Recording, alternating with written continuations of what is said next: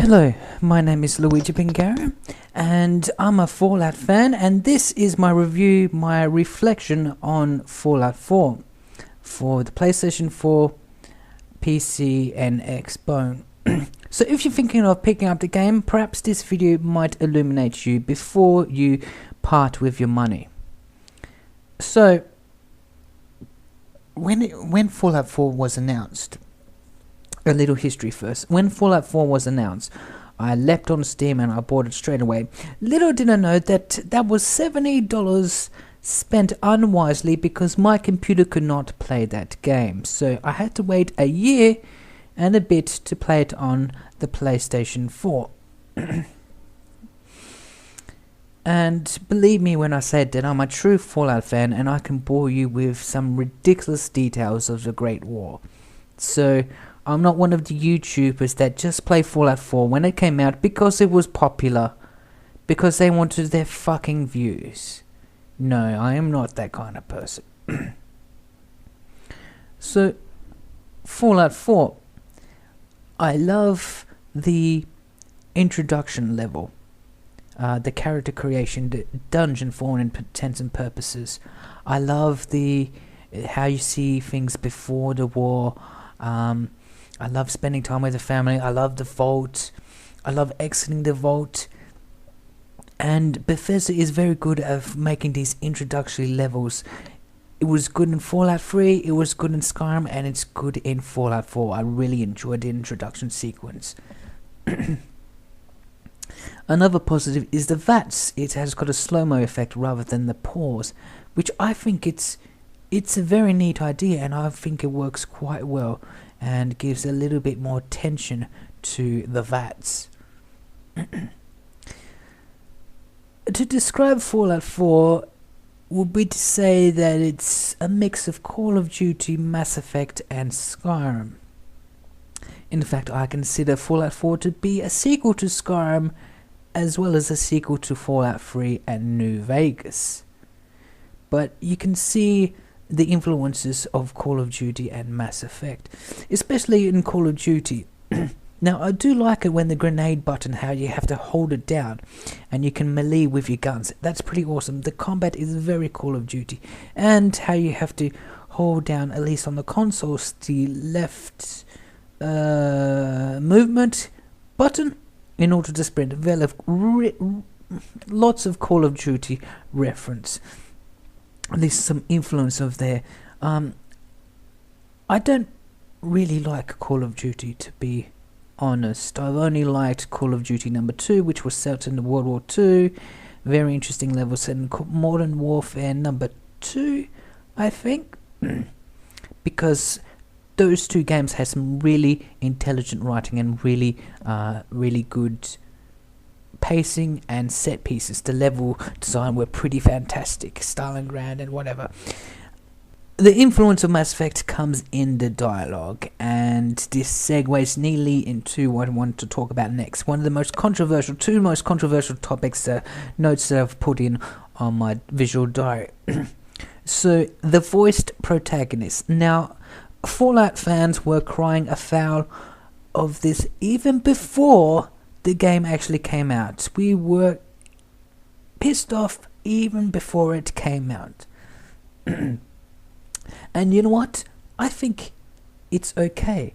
It's not good, it's not bad, as everyone says, but I think it's okay. Now, the reason why people complain about the voice protagonist is because it limits roleplay.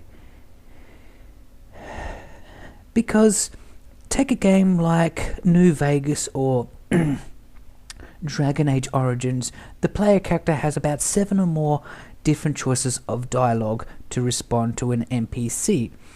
They can be a smart aleck, they can be sarcastic, they can be rude, they can be kind, they can be all sorts of different characters anytime you play.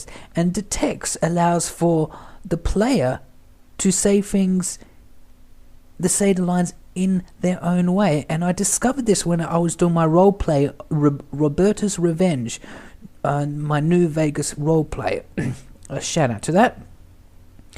And what I find out is that the text on the screen I added words, I subtracted words, but it essentially was the same text, but I role-played. It's much easier for role-playing. So I understand why people complained about it. But of course, Bethesda introduced this voice protagonist to tell a much more emotional story. And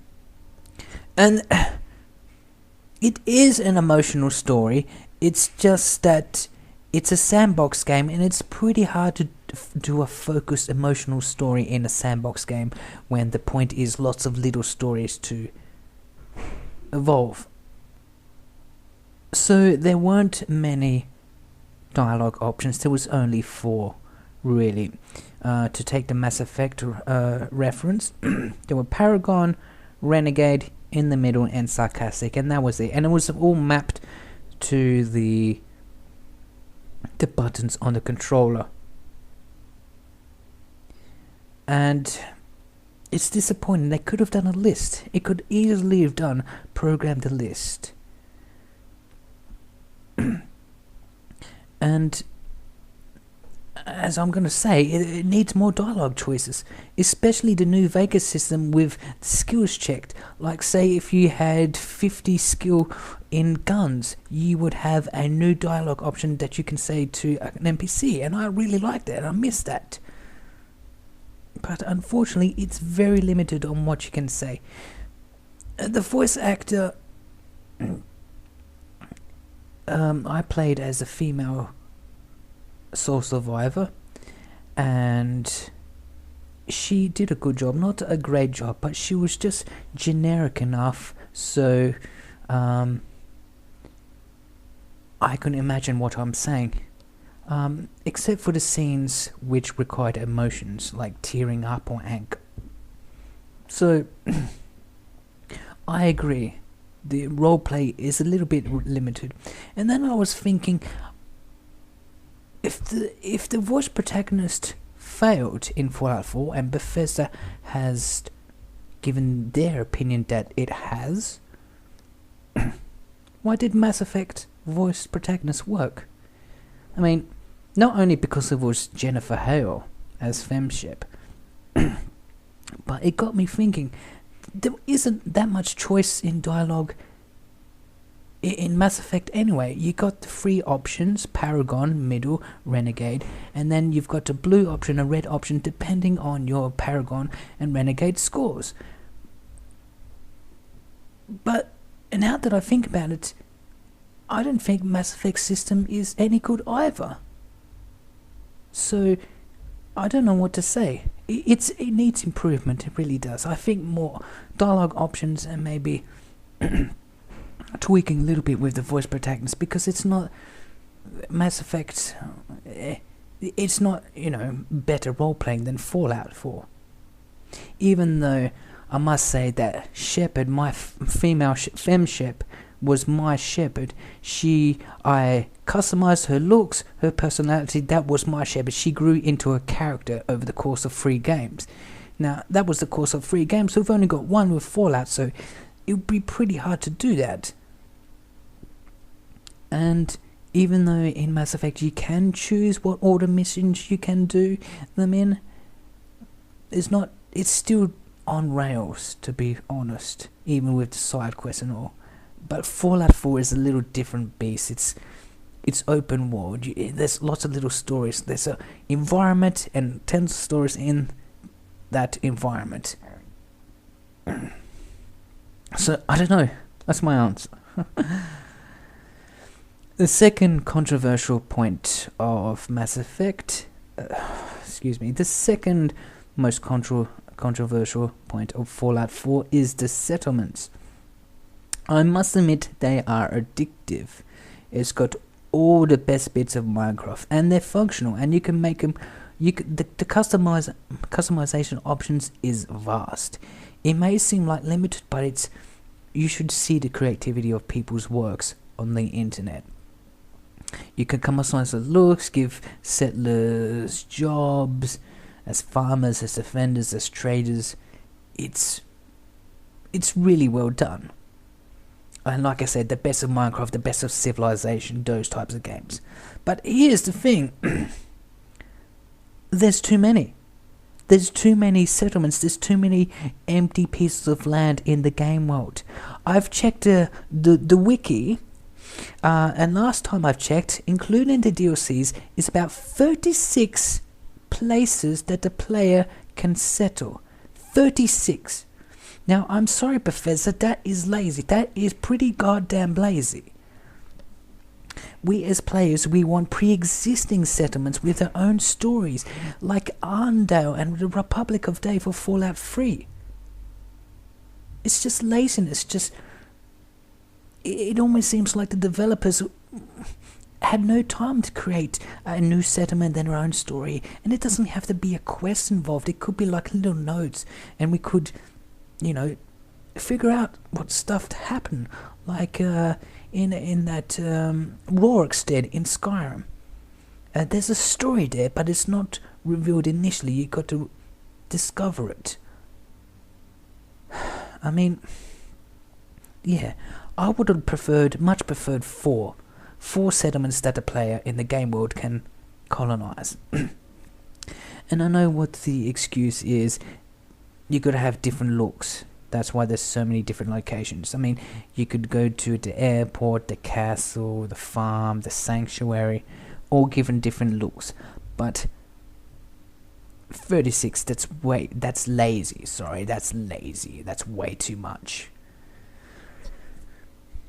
Okay. Forgive me, this may be a long video, but I just want to be as verbose as I can.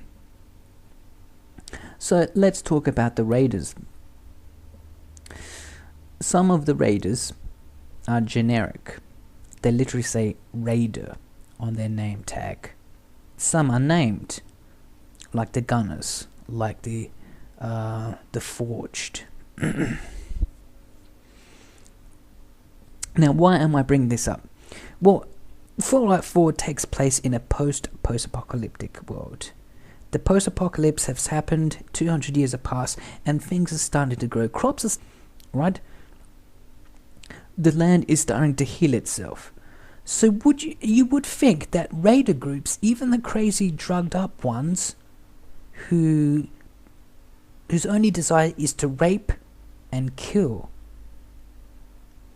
you would think that would force those crazies to not civilize, but come up with their own identity, like coming up with their own subculture, have different ways of their costume, their face band, their hierarchy, that sort of thing, a little subculture and identity. See, it's the same thing with history. You'll see the barbarians who sacked Rome eventually civilized and settled down to perform the kingdoms of Europe. I mean, so I do like it how Fallout 4 actually comes up with like specialized raider groups. They function the same thing as raiders.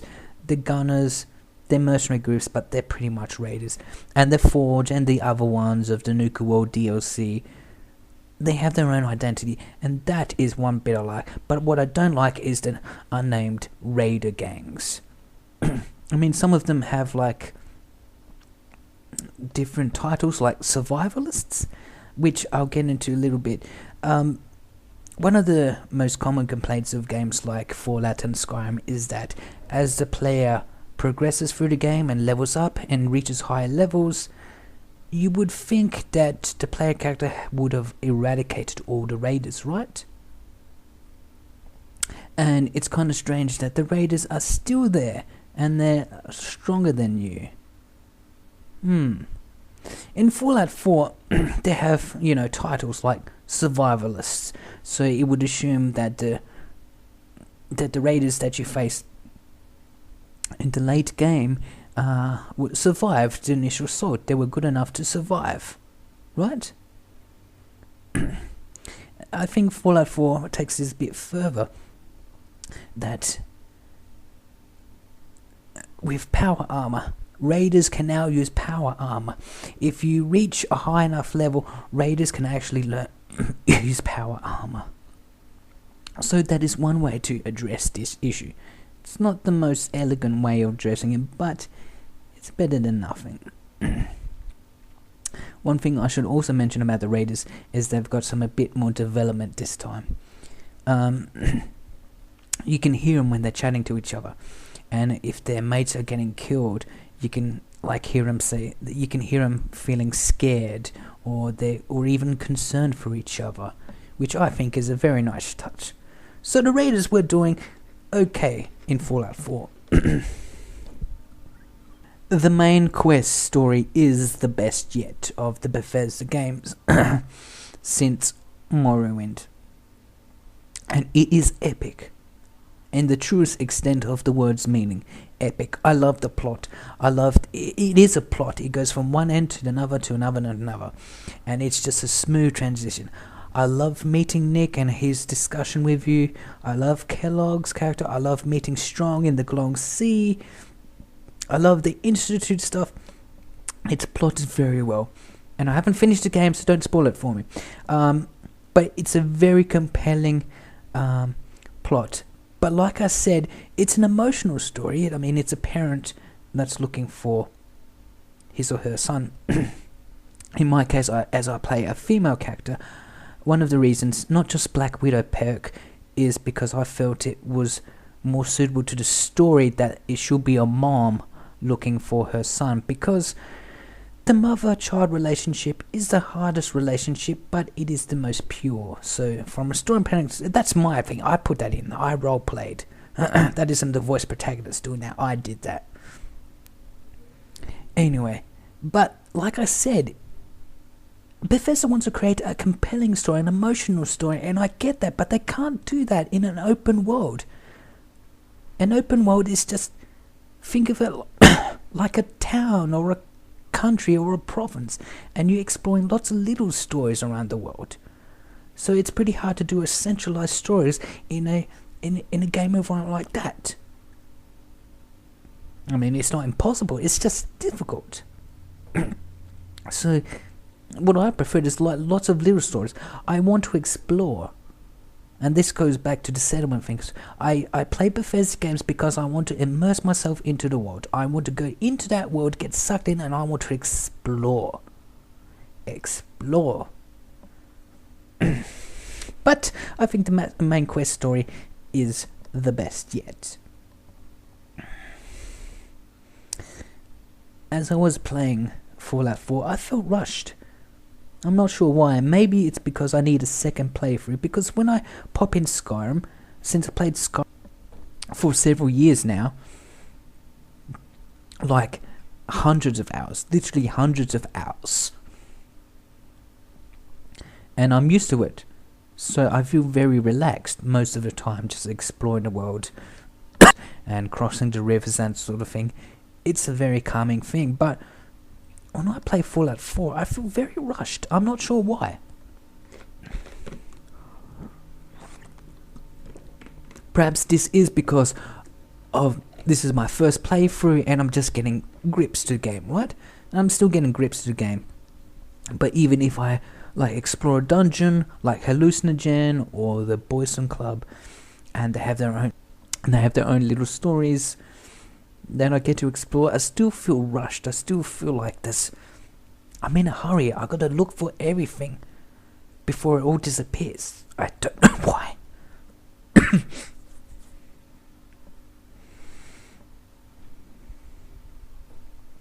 I love the power armor and how it's used as a vehicle. I don't like the idea of the power core, but I do like the idea of vehicle. I like how you can give it different paint jobs, especially like red flames and hot pink. So yeah, power armor, not much to say. I do like how it's functional. I particularly don't use it in my playthrough because I prefer, my characters. I never played a character who uses power armor predominantly. So I just usually, put on some leather armor and that's it.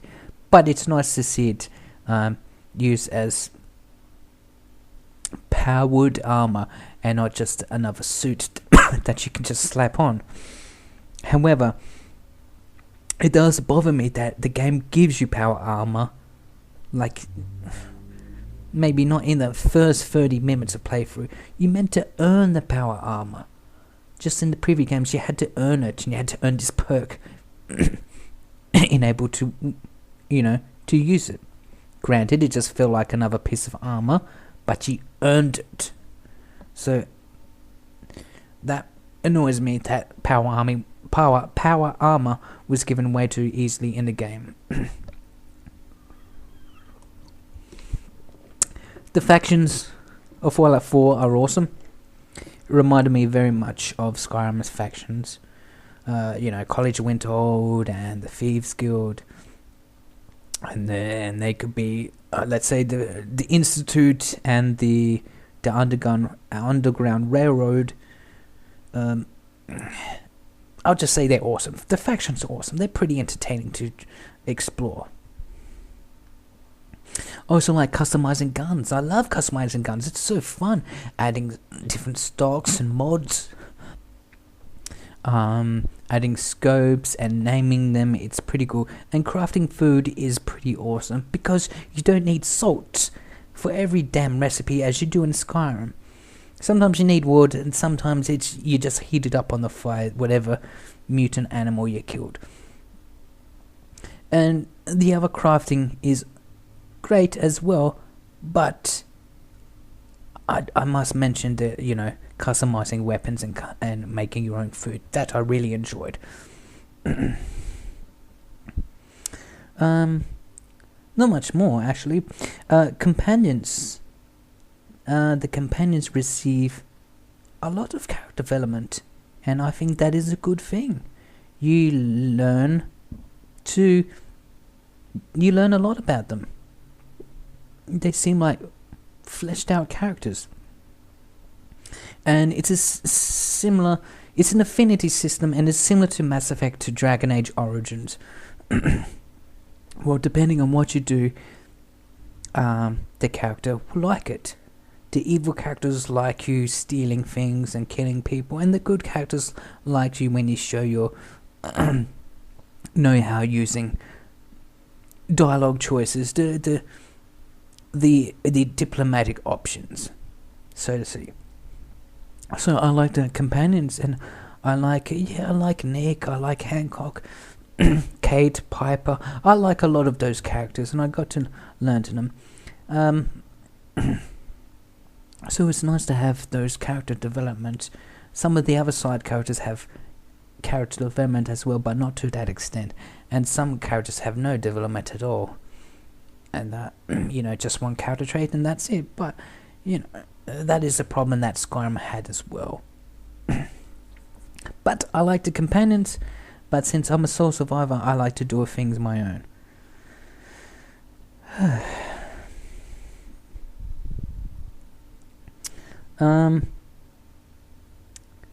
The music and the quests are awesome. I do like some of the quests involving the USS Constitution and the Institute, and I'm not going to spoil anything. A lot of quests are really, really enjoyable. I like them a lot. The music,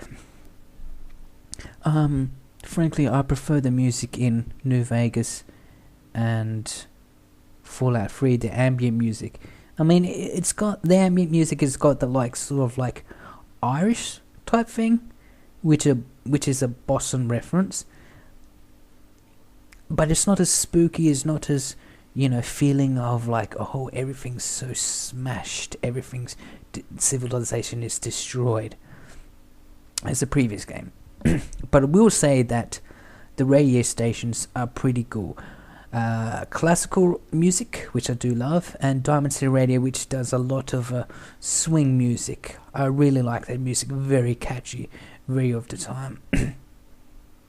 And there's a real singer, which you can listen to in Good Neighbor, which is great. So, this is my last point, and I'm already clocking almost 25 minutes. Is Fallout 4 boring? A lot of people say so, and I have to say no. And a lot of people are disappointed with Fallout 4 because they changed a lot of things. Voice protagonist, settlements, that sort of thing. So I got to thinking, why do so many people feel so disappointed? Why do so many people find Fallout 4 boring? Is it the setting? I mean, Boston, Massachusetts is a step down from DC, but it is no more historically significant than DC. I kind of see Fallout 4 as the Revolutionary War type thing, where when New Vegas is compared to a Western, and Fallout 3 was a mixed match, but New Vegas was definitely Western, and the Revolutionary era does get a lot of time out in Fallout 4. So that's how I see it.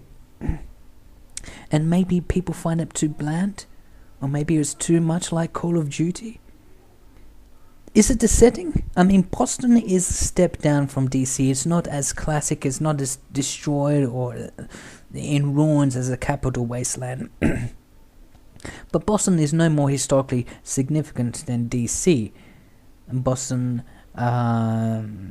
there's a lot of references to real life Boston, but in a sort of like a atom punk 1950s futuristic retro way.